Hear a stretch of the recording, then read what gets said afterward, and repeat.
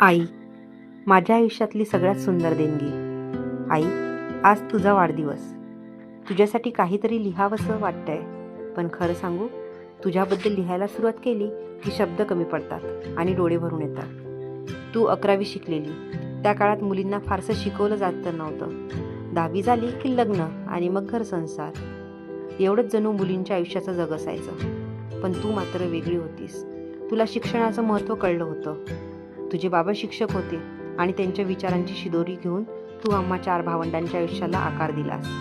आम्ही 3 बहिणी आणि 1 भाऊ. आम्हाला वाढवताना, शिकवताना, आमच्यासाठी स्वप्न पाहताना तू आणि बाबांनी केलेले कष्ट हे आम्ही बघितले आहेत. मला आजही तुझं ते एक वाक्य अगदी तसंच आठवतं की आज कंटाळा केला, उठली नाहीस, आराम केला तर आयुष्यभर मात्र लवकर उठून कामं करावी लागतील आणि रात्री जागावं लागेल. तेव्हा तुझं बोलणं कदाचित कठोर वाटायचं, पण आज समजतंय आई, त्या शब्दांमध्ये कठोरपणा नव्हता. माझं आयुष्य माझ्यापेक्षा सुंदर व्हावं ही तुझी धडपड होती. तुझ्या शब्दांमुळेच मी कंटाळावर मात केली, रात्री जागून अभ्यास केला, सकाळी उठून अभ्यास केला आणि तुझ्या विचारांनी, तुझ्या प्रेरणेने एक दिवस माझ्या हातात शासकीय नोकरीचं नियुक्तीपत्र आलं. माझ्या नावावर ती नोकरी आहे, पण त्या नियुक्तीपत्राच्या प्रत्येक अक्षरात तुझा आणि बाबांचा घाम, संस्कार आणि कष्टांची शाई आहे. आई, तू मला फक्त शिक्षणाचं महत्त्व शिकवलं नाहीस, तू मला संधीचं सोनं कसं करायचं हे शिकवलंस. आयुष्यात कोणतीही संधी आली की मला हे जमत नाही असं म्हणायचं नाही, तर ही संधी माझी ओळख बनली पाहिजे असा विचार करायचा, हेच तू शिकवलंस. मग ते गायन असो, नाटक असो, डान्स असो, योगा असो, चालणं असो की चित्रकला असो किंवा कुठलीही एखादी क्रिएटिव्ह गोष्ट असो, प्रत्येक क्षेत्रात स्वतःचं नाव उंचवायचं, स्वतःची एक वेगळी ओळख निर्माण करायची, हा आत्मविश्वास तू माझ्यामध्ये निर्माण केला आहेस. मला अजूनही आठवतं, शाळेत भाषेत द्यायच्या वेळेस मी तुझ्या जवळ यायची आणि बसायचे. आई, भाषण कसं लिहू गं, सुरुवात कशी करू, लोकांसोबत कशी बोलू, आणि तू अगदी शांतपणे मला सगळं समजावून सांगायची. शब्द कुठे थांबवायचे, कुठे आवाज वाढवायचा, कुठे भावना आणायची, समोरच्यांच्या मनांपर्यंत आपण बोलणं कसं पोहोचवायचं. तुझी मदत घेता घेता कधीच तुझी संपूर्ण शैलीच माझ्यात उतरली हे मलासुद्धा कळालं नाही.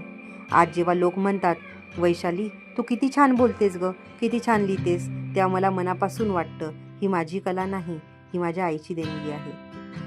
तू जेव्हा मला म्हणते किती छान बोलतेस गं, किती छान लिहितेस गं, पण मला तुला सांगायचं आहे आई, मी जे बोलते ना त्यात तुझा आवाज आहे, मी जे लिहिते ना त्यात तुझे संस्कार आहे. तू मला कधीच घाबरायला शिकवलं नाहीस, म्हणूनच आज आयुष्यात कोणत्याही गोष्टीसमोर मी सहज झुकत नाही.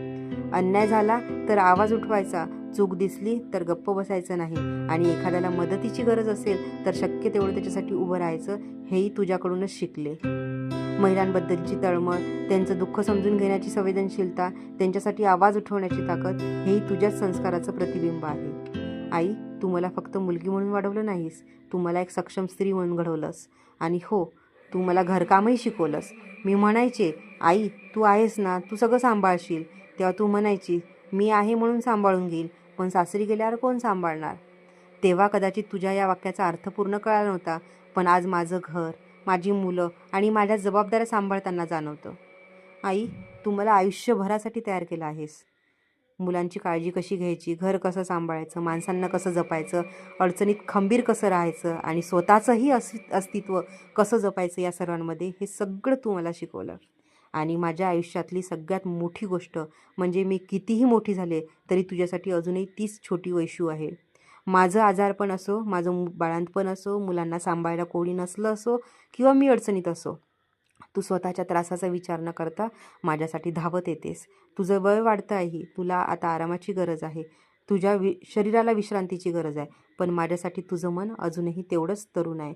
आजही दिवसातून एकदा तुझा फोन येतो, काय करतेस गं, जेवली का, एवढे 2 शब्द ऐकले, पण त्या 2 शब्दांमध्ये माझी काळजी, प्रेमासाठीचं ते वाक्य आणि माझं पूर्ण जग या शब्दांमध्ये सामावलेलं आहे.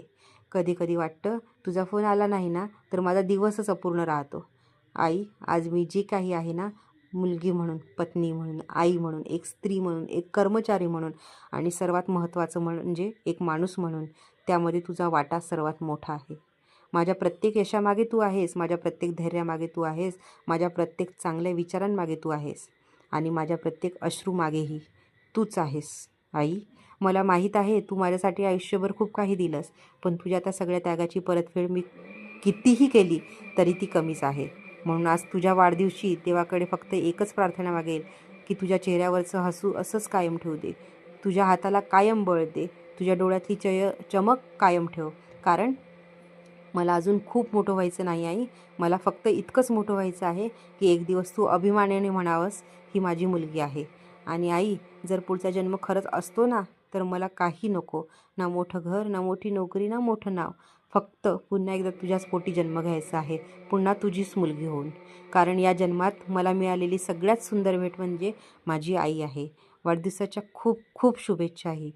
तुझ्यावर किती प्रेम करते हे कदाचित शब्दात सांगता येणार नाही, पण एवढं नक्की, माझ्या आयुष्याच्या प्रत्येक चांगल्या गोष्टीत तुझा एक अंश आहे आणि माझ्या प्रत्येक श्वासात तुझ्यासाठीची कृतज्ञता आहे. आई, तू आहेस म्हणून मी आहे.